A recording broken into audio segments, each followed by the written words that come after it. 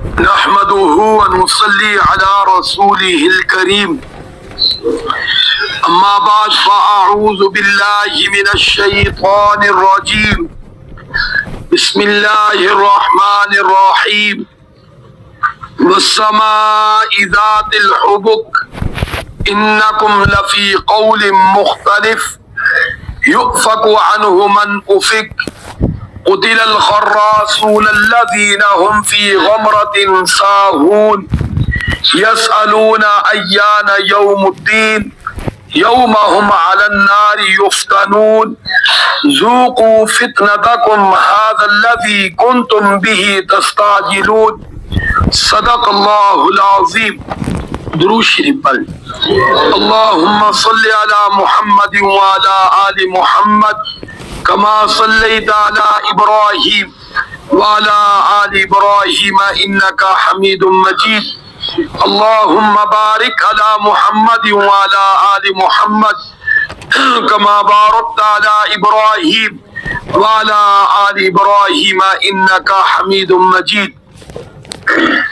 26واں پارہ سورۃ الذاریات، 7ویں منزل اور 7ویں منزل کی سورت نمبر 2 اور سورت نمبر 2 کا رکوع نمبر 1 اور رکوع نمبر 1 کی آیت نمبر 7 8 9 10 11 12 13 14 تلاوت کی گئی. اللہ رب العزت نے اس سورت کی ابتدائی 4 آیات میں ہواؤں کی قسمیں کھائی تھی کہ جو مختلف انداز میں چلتی ہیں. فرمایا کہ آج والسماء ذات الحبک، پھر قسم اللہ رب العزت فرماتے ہیں اس آسمان کی جو راستوں والا ہے، یعنی آسمان میں راستے موجود ہیں جس سے فرشتے آتے جاتے ہیں. وہ الگ بات ہے، مجھے اور آپ کو نظر نہیں آتے، اور میرے اور آپ کے لیے ہر چیز دیکھنا یہ ضروری بھی نہیں ہے کہ جو ہمیں نظر آئے وہ ہے، جو نہ آئے وہ نہیں ہے. ایسی بات بولو ہاں نہیں. ہمیں تو اپنی وجود کی پیچھے پیٹھ نظر نہیں آتی جبکہ وہ موجود ہے. پیٹھ ہے یا نہیں؟ ہر ایک کی نظر آتی ہے، ہمیں دوسرے کو آ رہی ہے، تو اس کا انکار ہو سکتا ہے؟ تو جب پیٹھ کا انکار نہیں، جو ہمیں نظر نہیں آتی، تو جو چیز اللہ نے اوجل رکھی ہے وہ ہمیں کیسے نظر آ سکتی ہے؟ اس لیے جو کہتے ہیں قبر کا عذاب نہیں ہے کیونکہ ہمیں نظر نہیں آتا، تو بھائی ہر چیز ہمیں نظر آنا ضروری نہیں ہے. دیوار کے پیچھے کیا ہے آپ کو نظر آ رہا ہے؟ تو جب کہ ہے سب کچھ. بھائی دیوار کے پیچھے کتنے گھر ہے یا نہیں ہے؟ لوگ بھی گھروں میں ہیں لیکن ہمیں نظر آ رہے ہیں. تو اس لیے ہمیں نظر آنا ضروری نہیں ہے، اللہ اور اللہ کے رسول کا فرمان ہونا ضروری ہے. بس ان کا فرمان ہمارا ایمان.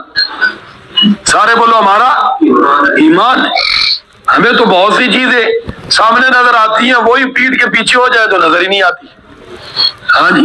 تو بہرحال اللہ رب العزت فرماتے قسم اس آسمان کی کہ ذات الحبک جو راستوں والا ہے. پھر فرمایا آگے جواب قسم کہ انکم لفی قول مختلف، کہ بے شک تم لوگ یعنی قیامت کے منکر لوگ، ہم تو الحمدللہ ایمان والے ہیں، اللہ اس پر استقامت اور اسی پر خاتمہ نصیب فرمائے. فرمایا بے شک تم لوگ البتہ متضاد باتوں میں پڑے ہوئے، یعنی یہ مانتے ہیں کہ ہمیں پیدا کس نے کیا، اور جب وہ اللہ ہی فرماتا ہے کہ تو اس کے دنیا کے بعد قیامت آ رہی ہے نہیں مانتے. یہ مانتے ہیں ہمارے اس وجود کو اللہ نے بنایا. وہ اللہ ہی فرماتا ہے کہ تم جب قبر میں چلے جاؤ گے، جل جاؤ گے، مر جاؤ گے، کوئی چیز کھا جائے گی، پانی میں بہ جاؤ گے، کیونکہ کسی کو کسی کے انجام کا پتہ، جہاں بھی ہوگے میں تمہیں دوبارہ زندہ کروں گا. اب کہتا کیسے کرے گا؟ تو یہ متضاد باتیں. فرمایا جب خالق مانا ہے تو مرنے کے بعد دوبارہ بھی اپنی تخلیق پر ایمان لے آ کہ جس نے مجھے پہلی مرتبہ پیدا کیا وہ دوبارہ بھی پیدا کرے گا، دوبارہ بھی پیدا. تو اس لیے فرمایا متضاد باتیں نہ کر. اب یہ ان لوگوں کی متضاد ہے، لیکن الحمدللہ ہمارا ایمان ہے کہ پہلی مرتبہ پیدا کرنا ناممکن تھا جو رب نے ممکن کر دکھایا. اب دوبارہ تو ہمارا وجود جہاں بھی ہوگا موجود تو ہوگا نا. ہاں جی. تو اللہ رب العزت فرماتے ہیں یؤفک عنہ من افک، فرمایا کہ حقیقت سے وہی منہ موڑتا ہے جو حق سے بالکل ہی منہ موڑ لیتا ہے. یعنی غلط راستے پہ چلتا ہے، یقیناً پھر وہ حقیقت کو تسلیم نہیں کرتا۔ تو یہ دنیا میں میرا اور آپ کا مشاہدہ بھی ہے، جو اکڑ جائے، ضد پہ آ جائے، غلط مجلس میں بیٹھنے کا عادی ہو جائے، تو وہ پھر حق بات کو نہیں مانتا۔ ہاں جی، تو بہرحال اللہ رب العزت نے فرمایا قتل الخراسون، ہلاکت ہے، تباہی ہے، بربادی ہے ان کے لیے۔ فرمایا کہ جو حق بات میں اٹکل عجیب و غریب باتیں نکالتے ہیں، جی ہاں، سمجھتے ہوئے بھی اس کو اپنے مطلب کی بات کی طرف پھیرنے کی کیا کرتے ہیں؟ کوشش کرتے ہیں، ان کے لیے ہلاکت ہے۔ اس لیے حق کو ہمیشہ حق سمجھنا ہے۔ حکیم الامت حضرت مولانا اشرف علی تھانوی رحمۃ اللہ علیہ نے بڑی پیاری بات لکھی، فرمایا جو گناہ گار اپنے گناہ کو گناہ سمجھے گا، کوشش کرے چھوٹنے کی، نہیں چھوٹی سمجھا میں مجرم ہوں، فرمایا کہ یہ بھی اچھائی ہے، انشاءاللہ امید ہے اللہ اس کو توبہ کی توفیق دے دے گا، بخلاف اس شخص کے ہے غلط راستے پر اپنے آپ کو حق پر سمجھتا ہے، پھر دلیلیں دینا کیا کر دیتا ہے؟ شروع کر دیتا ہے، پھر بحث کرتا ہے، ضد کرتا ہے۔ یہ خطرناک آدمی، پہلی بات کبھی توبہ نہیں کرے گا، اس کو کبھی توبہ کی توفیق، کیونکہ وہ اپنے آپ کو غلط سمجھتا ہی نہیں، تو بندہ غلطی سمجھے تو توبہ کرے گا نا۔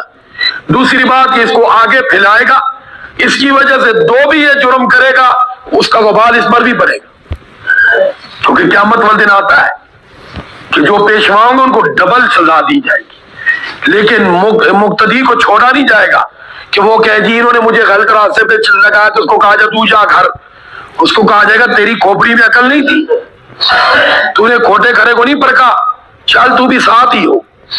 ہاں جی، تو اس لیے یاد رکھنا ہمیشہ غلط کو غلط ہی کہنا ہے، اگرچہ ہم اس کے عادی ہوں، لیکن انشاءاللہ جب غلط کو غلط کہیں گے، اپنی غلطی کو غلطی سمجھیں گے، تو کبھی نہ کبھی اللہ اس کی برکت سے ندامت کی بھی توفیق دے دیں گے، لیکن جب ہم اس کو صحیح سمجھیں گے تو کیسے چھوڑیں گے؟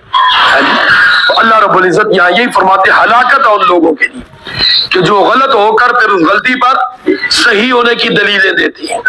فرمایا یہ وہ لوگ ہیں الذین هم فی غمرۃ ساہون، کہ جو اتنے حق راستے کو چھوڑ کر بھول گئے کہ فرمایا کہ بس اسی میں گم ہو کے رہ گئے، اس غلط راستے میں گم ہو گئے، اتنے غفلت میں پڑے کہ ان کو صحیح اور کھوٹے کی پہچان ہی کیا ہوگی؟ بولو، ختم ہو، جس کو عادی مجرم کہتے ہیں، عادی مجرم۔ الذین، یہ وہ لوگ ہیں ہم فی غمرۃ، فرمایا کہ جو غفلت میں اتنے دور چلے گئے کہ ساہون، وہ صحیح بات کو بھول ہی گئے، صحیح بات کو بھول ہی گیا۔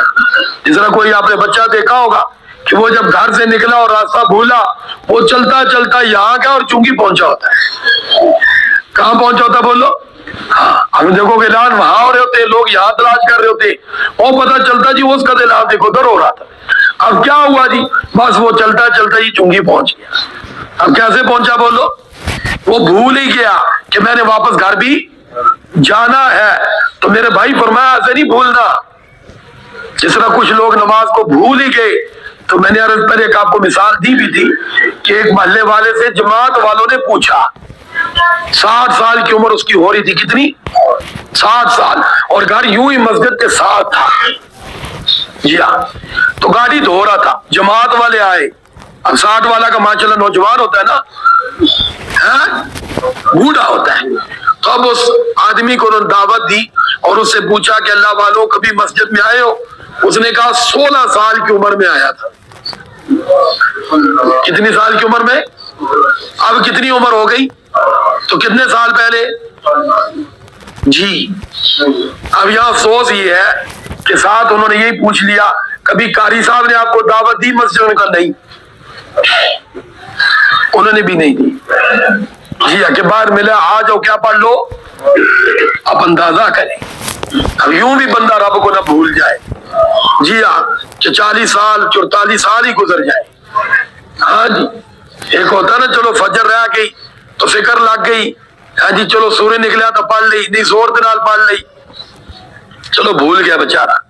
تو یوں بھی نہ بھول جائے کہ سالوں ہی گزر جائیں، یاد ہی کوئی نہیں میں نے نماز بھی پڑھنی ہے، تو بتاؤ کمی ایسے لوگوں کی ہے؟ کوئی نہیں، ایسے لوگوں کی کمی کوئی نہیں۔ اللہ ہمیں محفوظ فرمائے ایسی غفلت سے، اور ہمیں ان کا جو ہم پر حق ہے کہ ان کو بیدار کرنے کا دعوت کے ذریعے اللہ ہمیں وہ فریضہ بھی ادا کرنے کی ہمیں بھی توفیق عطا فرمائے۔ تو بہرحال کیونکہ وہاں افسوس تو دونوں بار تھا نا، اس کو افسوس یہ تھا کہ 5 وقت کی اذان تجھے سنائی نہیں دیتی، ظاہری بات ہے قاری صاحب سے پوچھے تو وہ کہتا ہے یہ کوئی بہرا تھوڑا ہے، اذان کا نہیں اس کو پتا چلتا۔ تو ان کے جواب بھی ٹھیک ہے، لیکن اس کا بھی ٹھیک ہے کہ آخر پڑوسی ہونے کا ان کا بھی تو حق ہے کہ نماز کا کہتے رہے۔ تو اللہ رب العزت فرماتے ہیں